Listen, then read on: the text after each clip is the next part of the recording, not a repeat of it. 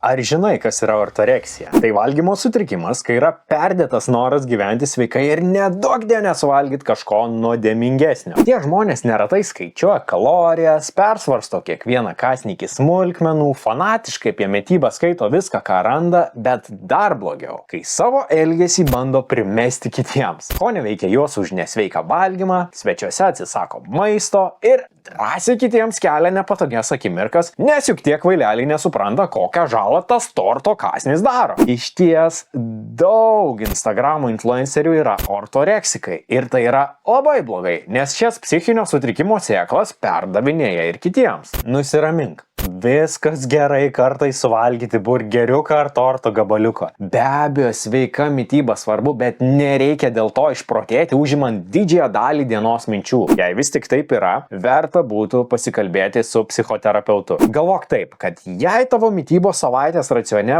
apie 80-90% bus švaru, tai yra su kuo natūralesniais maistais, tai viskas tvarkoje apturėti ir tos 10-20% pramoginio maisto. Labai svarbu sugrąžinti šį lankstumą, nes jis leidžia kokybiškiau gyventi. Tas suvalgyk tą ledą ar saldainį ir svarbu, padėkok savo už tai. Tavo sveikatos planas tikrai nesugrius dėl keleto tokių blykstelėjimų per savaitę. Beje, labai ačiū, kad seki puslapį.